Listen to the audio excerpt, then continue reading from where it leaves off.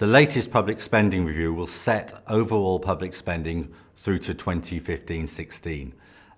And it's been a difficult negotiation for the Chancellor and government departments because, as we know, many departments are ring-fenced, they're protected from budget cuts. And that means, of course, that unprotected departments face even more pain. But how austere is government policy at the present time? Well, that really depends which end of the telescope you look at it. If you look in macro terms, in overall terms, it's not that austere. Public spending declines by around 0.5% per annum. In cash terms, over the course of the coalition government, public spending will have gone up by over £100 billion. And as a proportion of GDP, by 2015-16, public spending is only back to the levels it was around 10 years before. In other words, prior to the financial crisis. That's hardly austerity or the minimalist state. But of course, there is pain out there, and that's when you look through the other end of the telescope and you look at it from more of a micro perspective at individual departments or categories of spending.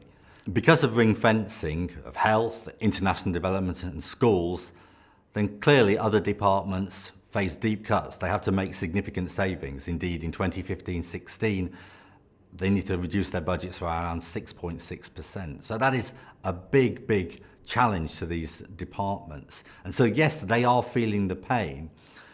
And the difficulty is, of course, that right from the outset of the coalition, we knew we had to curtail public spending, but we always pursued a salami slicing approach. There's never been a fundamental root and branch appraisal of what the state should be doing, and therefore we need to finance it properly, and what it shouldn't be doing, and we need to get out of that completely. And the IOD is calling for a fundamental review here, a new commission on public spending, which would be cross-party and would report after the next general election, not before.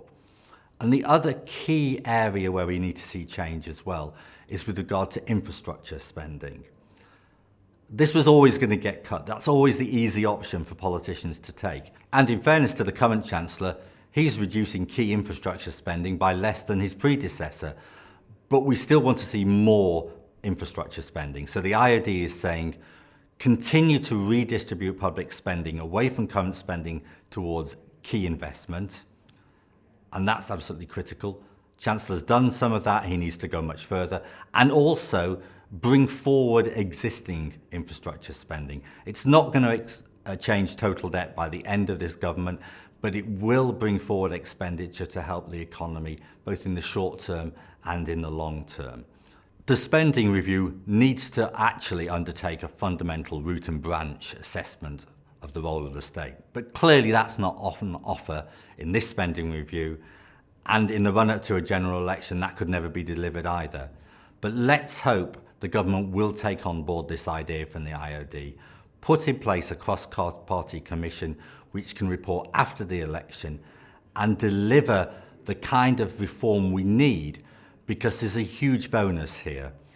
If you reduce the size of the state in the long term, a smaller government means a much larger economy, and that's good for everybody.